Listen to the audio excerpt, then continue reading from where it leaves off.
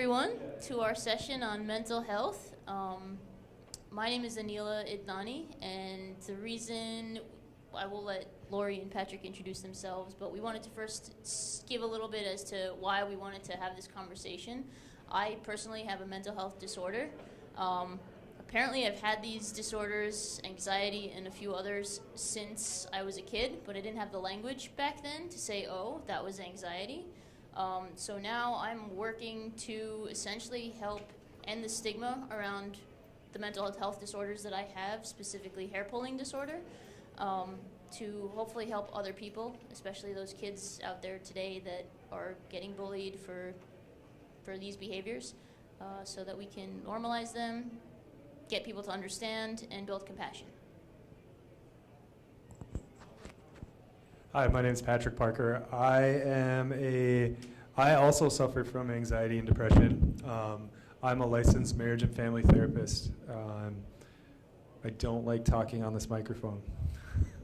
Hold it out of your breath stream. Yeah. Hold it down a little. Or up. Um, no, that's okay. Yeah. I'm a licensed marriage and family therapist. I've been practicing in mental health as a clinician for the past 10 years.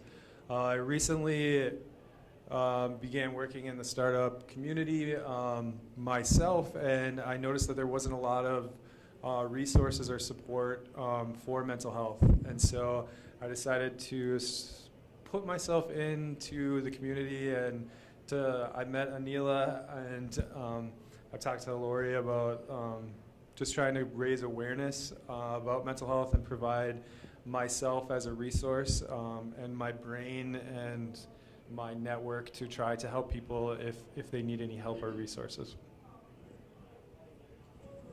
Hi, my name's Lori Healy, and I've actually been part of the entrepreneurial and tech community since 2000. So I've had kind of a first row seat in terms of seeing what it's like to work with entrepreneurs and build tech companies. Super exhilarating, but also really stressful.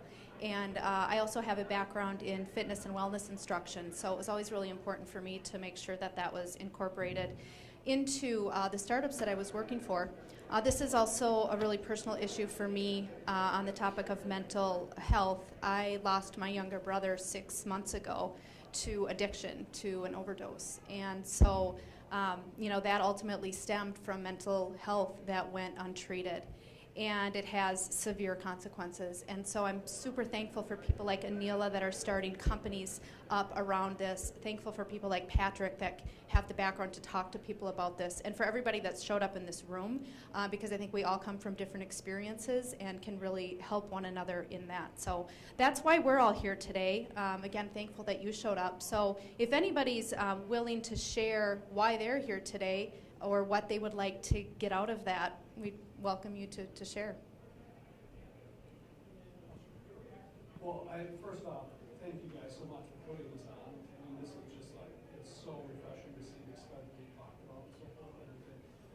Well, I don't think I know so many people struggle with this stuff, but it's like, you might as well hang a banner out there that says Alcoholic Anonymous or something like that, but nobody's gone to like, say they're an alcoholic yet. It's the same thing. Everybody gets very panicked about even like showing up and setting up this. Like, part of me thought this was going to be packed, but then when I'm in here, I'm not surprised because there's probably hundreds of people out here that should be here. So thank you for doing this, and that's why I'm here, because I'm a huge believer in the need for it, and the resources that I've been able to piece together over the years has been helpful. So I'm hoping to learn from you and to learn from others.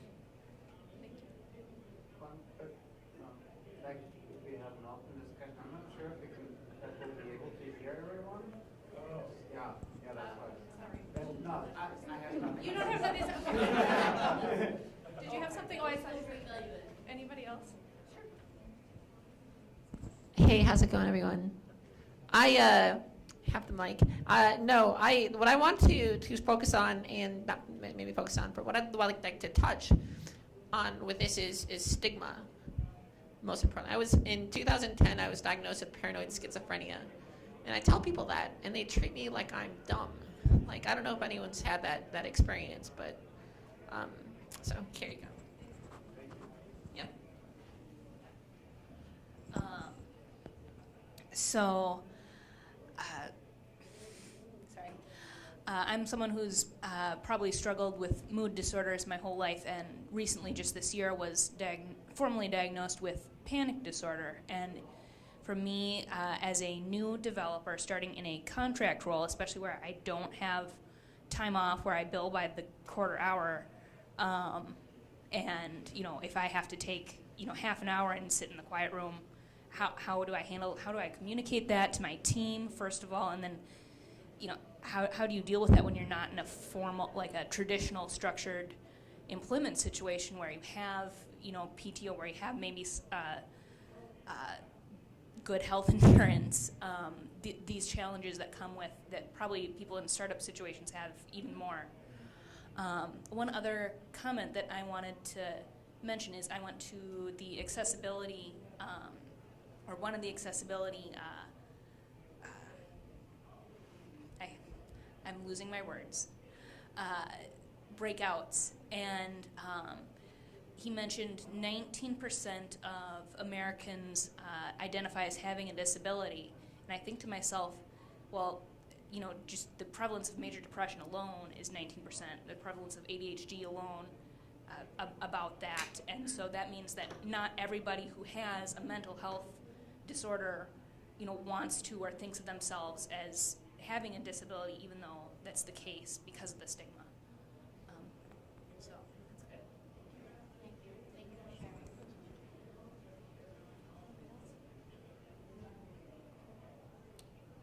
Just the front row up here. Yeah, front row. Kids in the front row. Gold stars. Thank you. Yeah, I guess what I'm concerned about thinking about is just that there's a lot of kids. I see the kind of all the pressure that gets put on kids these days, and I'm not seeing the same kind of resources available for kids that there are for adults. And kids don't obviously like we mentioned earlier, and Hila mentioned earlier, the kids don't really have the words to express what they're feeling, and so I'm just wondering how we can get kids the support they need so that they don't grow up, with these disorders without any support.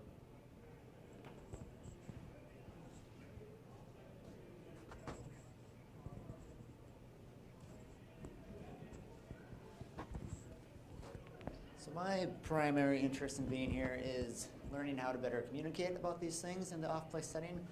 I'm a leader of a growing startup in town, and I know because some staff members have brought it up that they suffer from anxiety or other mental disorders, and it's tough to know how to best accommodate them and make sure how to best use the language around those things in the workplace, and make sure they're not being held to different standards than anybody else, but also being accommodating to whatever they're experiencing on any given day. So anything we could touch on in that workplace setting, particularly between coworkers or management and employees, and how this topic translates to that environment would be very helpful for me. So I came here. My husband is just starting up his own business in the last couple of years. And so, we've been going through all that and just looking to learn maybe how to maybe support him in different ways, have a better understanding. I feel like I pretty much understand. We've been together so long. I feel like I know him in and out, but as he starts to face the challenges of being an entrepreneur, how best as a spouse can I support him in whatever he needs, emotionally, mentally, that maybe I am not familiar with, so.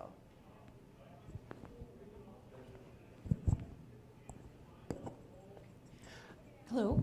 I'm here because I would really like to talk a little bit about how do we offer real protection for those who are living with mental disabilities and mental conditions in the workplace.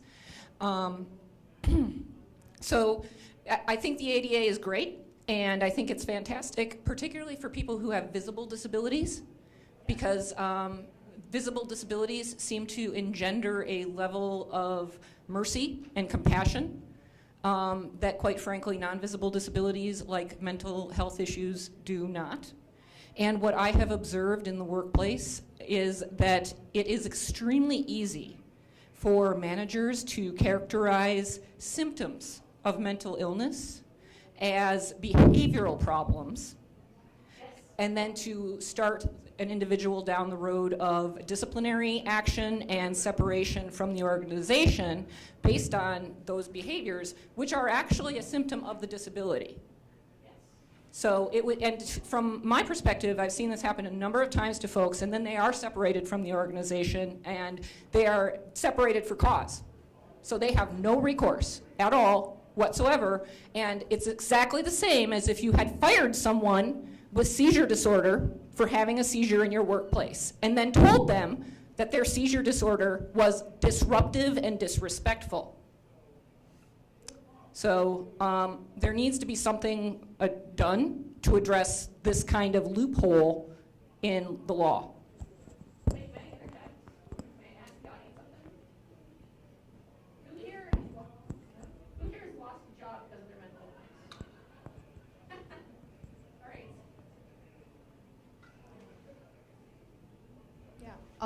I mean, there's a lot of different topics here, and I think a lot of passion around this. So I think what we're going to do is Patrick is kind of going to explain how we want to start to dive into these things and what the purpose is of getting some of these things out on the table and figure out how to move it forward.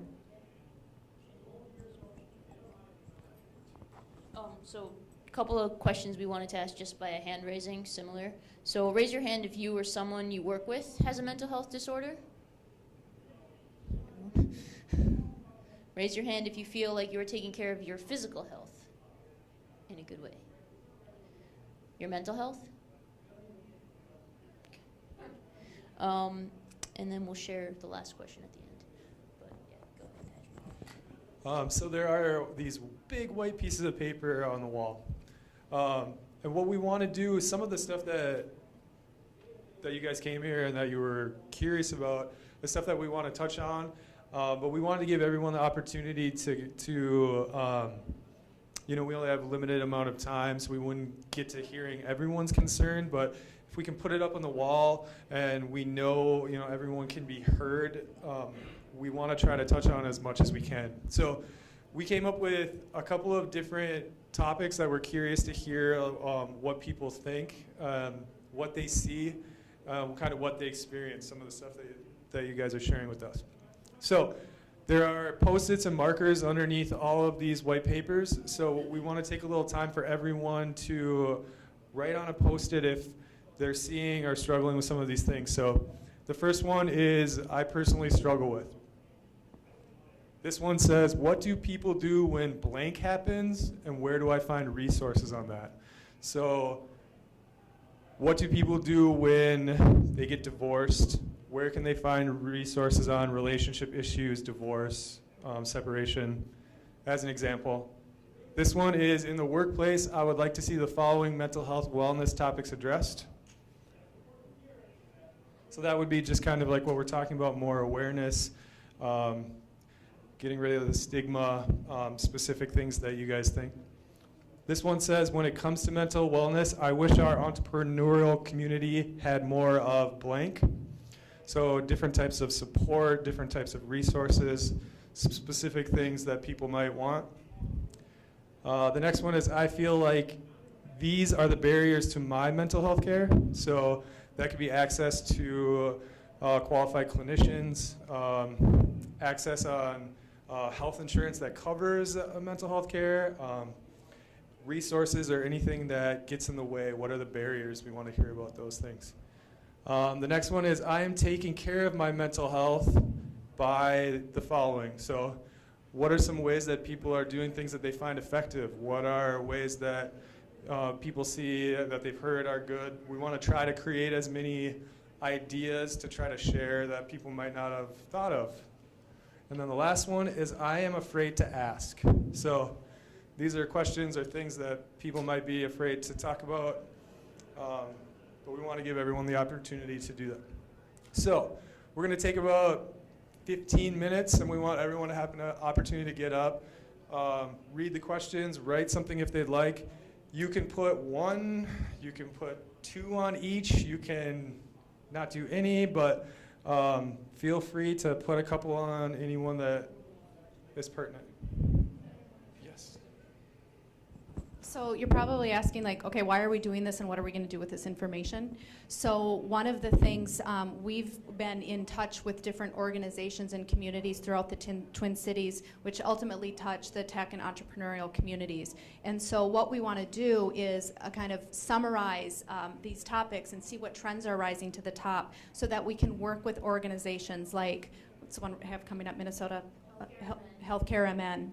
May 7th, I believe we're going to do an event with them, so we're going to try to take input from you, So our goal is to take input from the community to better understand what your needs are so we can start answering some of these questions and unpacking all of this baggage over the next however long it takes. So Healthcare MN, May 7th will be our first one, I believe, but we'll get you more info, or you can find us on Twitter. That's why we're here. So we want to understand what you need so we can try to help get it to you. So whichever ones speak to you, feel free to please share some inputs, and then we'll try to talk through a little bit of the ones that seem to resonate the most for everyone. And then we'll go through all of the questions and concerns that people brought up, in addition to going over if they're interested.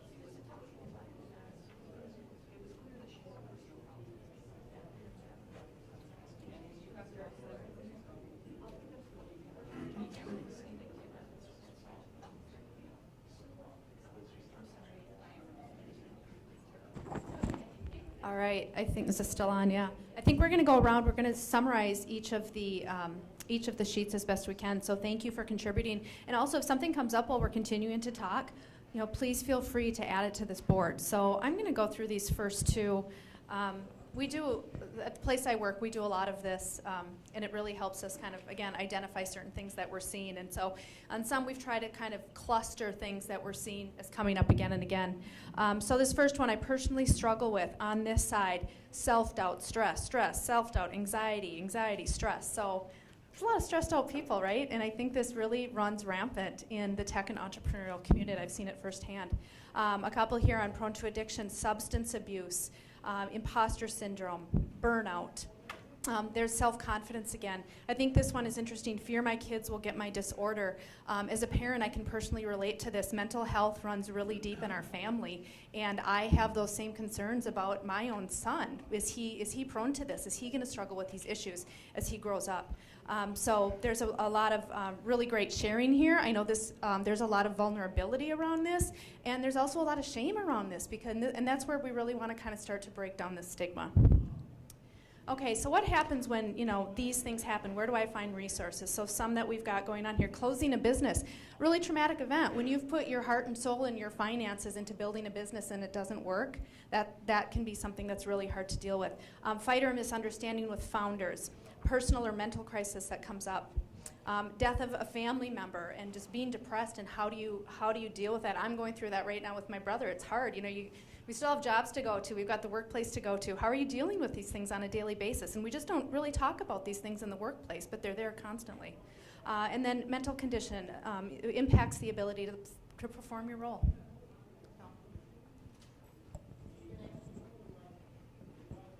So this next one is in the workplace. I would like to see the following mental health wellness topics addressed. So 14C, I'm going to actually guess that that's some legal. I wrote it down. Yeah, please. Okay, Section 14C is part of the Fair Labor Act and blah, blah, blah, blah, blah. And I'll tell you what happened before I tell you what it is. I was in a schizophrenia group with these people every week, and one of them hated their job, got so much stress from the job, and they finally said that they work for $1.50 an hour, which this is 14C. You can pay people who have disabilities less than minimum wage, which is stupid. So that's what I have there. Great. So, that right there is just education and awareness of what the legal ramifications are of getting this sort of badge on you that says you're lesser than someone else for your mental health. It's not fair. How can I better manage someone who has a mental health disorder? So support for others, healthy habits, and exercise. These two are similar. So how to communicate when a panic attack is happening, especially like during a meeting. So how do you include your coworkers into your issue? How do you let people in? It's difficult when there's that stigma around it. Openly sharing with team members and management about your mental health conditions. Protection against firing unjustly. Inclusion, psychological safety, stress and burnout, depression, burnout, anxiety, setting boundaries, insane pace of work, overtime, lesser exploitation of culture from the business to the employee. So I think just the startup culture is go, go, go, work, work, work, day, night. We're always connected. Why isn't this done yet? And how do we get balance back in our lives? Not just for people who have mental health disorders, but also people who are quote unquote normal, which everyone has something. So how do we build balance for everyone? And how do we integrate that into the culture of the company that you're at? And substance use disorders. So there's a lot to unpack, and we're going to try to figure out how to help the community do that. When it comes to mental wellness, I wish our entrepreneurial community had more of town hall community forums like this one, more dialogues and sessions like this, conversations surrounding the intersection of race, gender, mental health. So again, there's more than just mental health in there. There's a lot of stigma around a lot of things that all kind of interconnect, because ultimately it all affects how we feel in our mind. Art therapy, I love that. I have an idea for that, so coming soon. Resources, ability to accommodate people with mental health disabilities. a hackathon for stress management and well-being. We'll talk to Hack the Gap about that. I'll let Patrick take the next couple. So this one was, I feel like barriers to mental health are toxic masculinity, business hours, overtime, lack of resources, lack of PTO, working under someone, being a junior, or having to work under other people, expectations of a workplace, knowing and understanding my insurance. I've been working with insurance in hospitals for 10 years, and I still don't understand it. And I struggle with it personally myself, that if I can't understand it, and I've been working in a hospital for 10 years, that people who are struggling with, in the midst of some sort of stressful time, it might be really difficult. So that's a really big one. Pride, lack of self-awareness, overwork, time, business hours, yep. Let's see, taking care of my mental well-being. There's lots of great stuff on here. Exercising, yoga, biking, comfort by animals, therapy, making music, structured prayer, staffing my own consulting business, healthy diet, that's a good one. Books, connecting with others, that's a great one too. There's a blank one up here, so I'm guessing that means someone not doing anything. So that's also really interesting. I don't think there's enough, priority placed on it. Well, and that's a good point too, that accepting that where you are, that these are good things that we're doing, but if at this moment that you're not able to do something to take care of yourself, that's okay too. And that to take some of these ideas, and that when you're ready to try to actively do something, that's okay as well. That we're not always going to be ready to tackle all of these things, because at different points in our life, these things can be really hard. It can be really hard to start to incorporate a lot of this stuff. So being accepting of yourself, that if you do take some steps to changing some of these things, that to give yourself credit, that if you do take a step to get better sleep or to exercise, that you're doing something with intention to actively try to help yourself. So I'm afraid to ask. I'm afraid to ask for help. I'm afraid to ask if there's anywhere in the world I would fit in. I'm afraid to tell my employer I have a disorder. I'm afraid if there's special treatment for my symptoms. Afraid of the company culture and how it can generate or alleviate mental health issues. I'm afraid about mental health accommodations during interview process. That's a big one. Yeah. And do other people want to hurt themselves for no reason? Why do other people want to hurt themselves for no reason? That's what they would. So this is all really good stuff. Do you want to go over? Good. I mean, there's a lot of central themes coming up in a few of them. You see stress in a few of them. You see a lot of central themes coming up. So stress has been answered as an answer for a few of these different ones. I think a big one coming up is how do we talk about these with our employers? So how do we get them to a place of understanding so that when I walk in there and say, I have XYZ disorder and I'm going to need, special accommodation. I mean, you can just look to moms and lactation rooms. They're finally just getting to a point where most businesses have a room, right? So how do we start these conversations and make it equitable such that people with these disorders, I think now actually lactation rooms are now called wellness rooms for a lot of people. So integrating, this is a safe space for anyone who needs a break. But how do we get more businesses who are, for the most part, just looking at that bottom line and get them to feel some compassion and build that in? Because ultimately, good working environment is going to actually affect the bottom line in a positive way. So yes.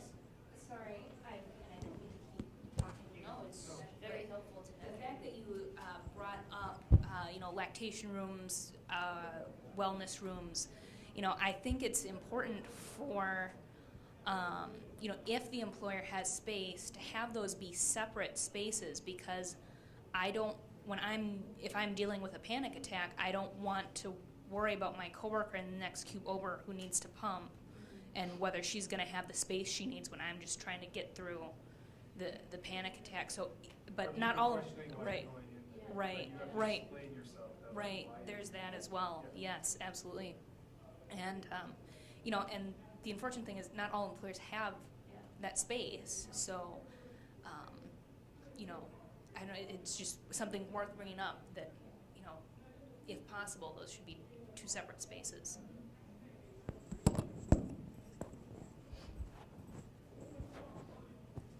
So I can just start addressing some of this. Yeah. Do we go till 50? Yeah, we've got 10 minutes, so. We're Was done. this a helpful exercise? I think that was one question I had, or to be able to, a good way to share some of these things? Okay. And we know there's stigma, which is kind of why we sort of allowed this to happen a little bit more anonymously, if you will. I mean, at some point, we'd like to get to the point where we can all be as open and just share what's on our minds, but we have to work to create that safe space for everyone in the community. So this is sort of why we chose to go this route, to get your input.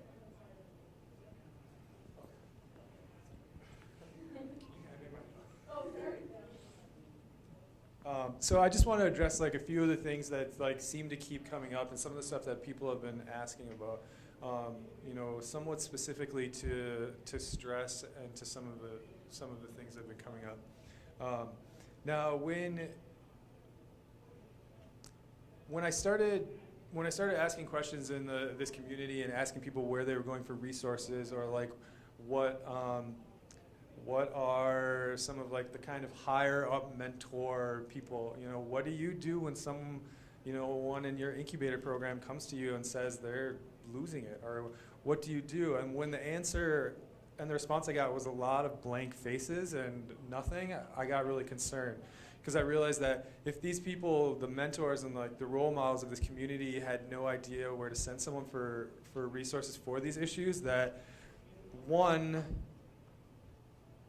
if someone came to them, that they probably weren't getting help, but two, that they weren't being asked that if you don't actively know what resources are available to you, that means that people aren't talking about it and people aren't bringing questions directly to these people.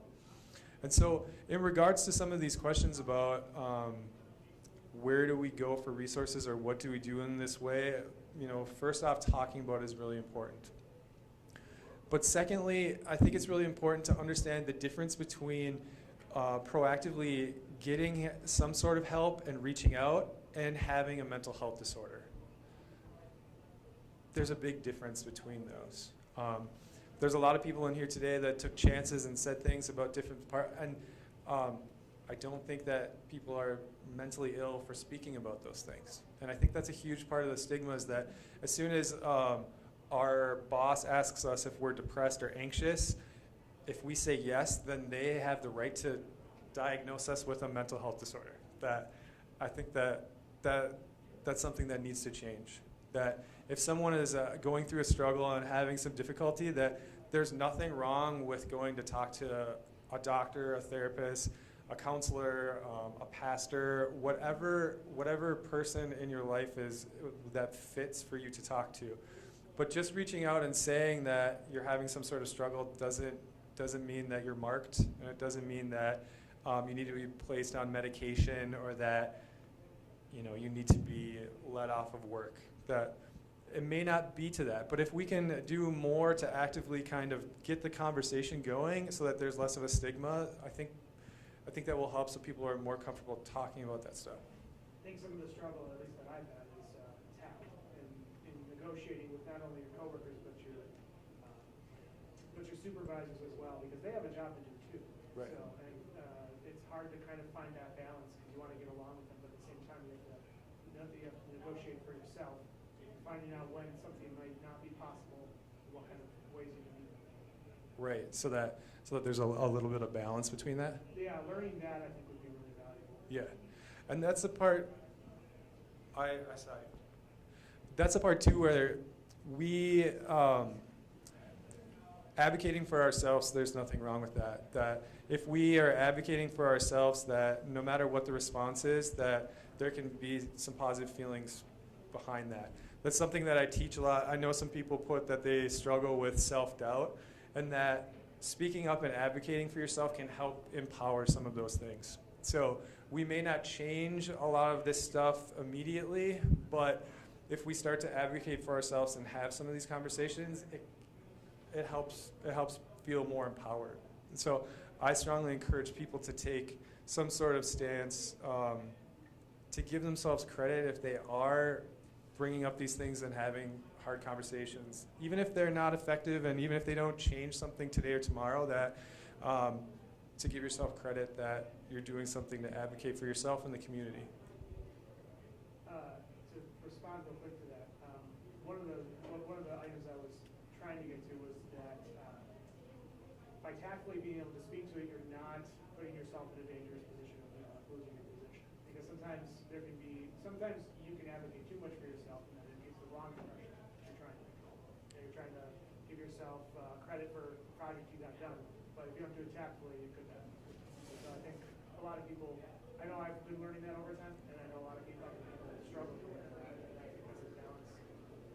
Yeah, and that's a great point to what you're saying, that there are counselors and there are people that might be able to help you with that skill, but that does not mean that you have a mental health disorder. So there are ways and there are people and resources to help with some of that stuff, and that unfortunately sometimes the hospital system or the insurance companies dictate kind of how we get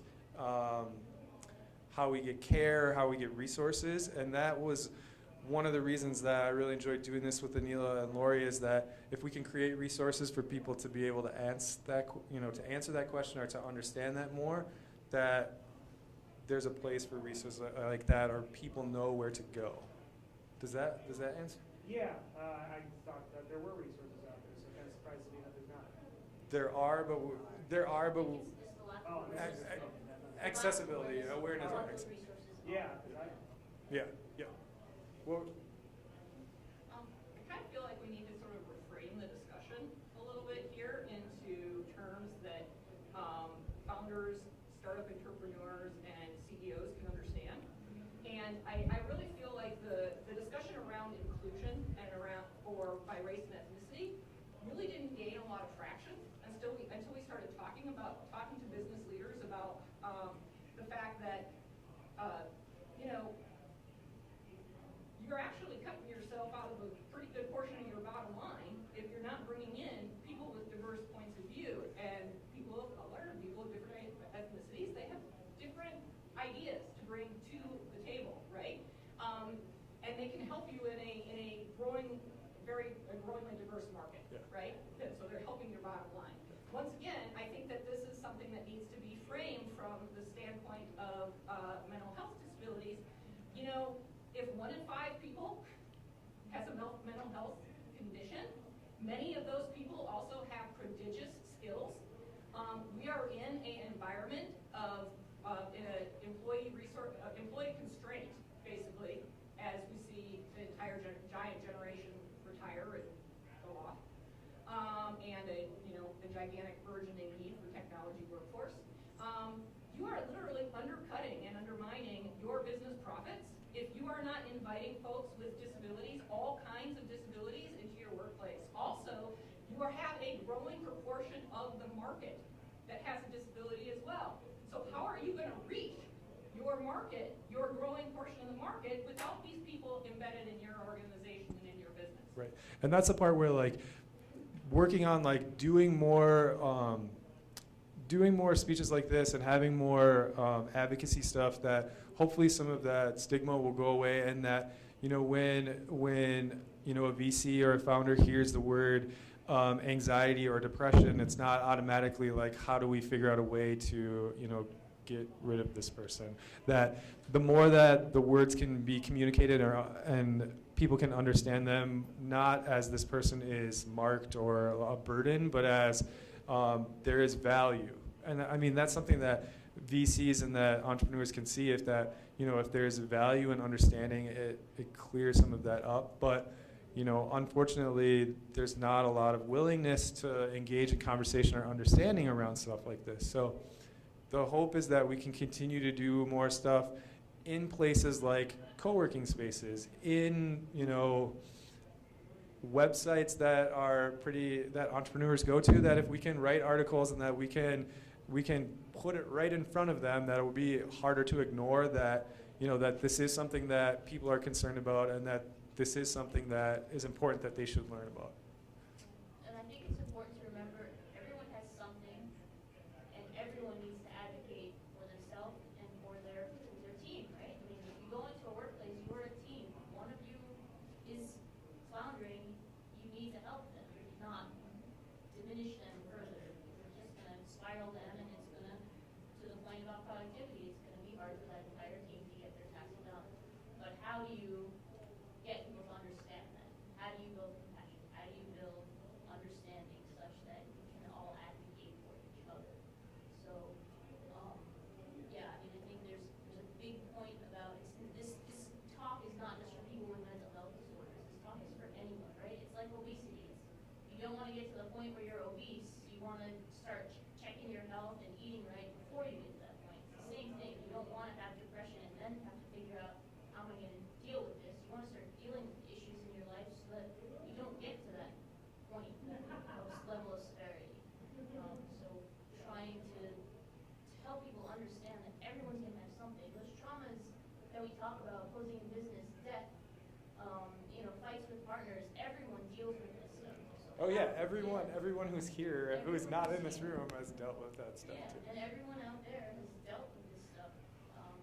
You don't have to have a mental health disorder to get how hard these issues are. So everyone needs to be having this conversation. Hear me? So I know that we only have a couple minutes left, but I just want to say that if we didn't get to your question, or there is something that you want to talk about, I put my name, my cell phone number, and my email and website up there. Feel free to call or email me. I would be happy to, dive deeper into your question, or if you're looking for resources. I don't know everything, but I do know the places to go look, and would be happy to try to help anyone out. So please feel free to call or email me. We're all going to be available here if you want to grab us afterwards and have a conversation. Thank you for coming. I really appreciate everyone taking a chance and putting stuff out there that it's not always easy, but I always say I want to be a part of the solution, not the problem. And I think that the people in here are working toward doing that, so thank you.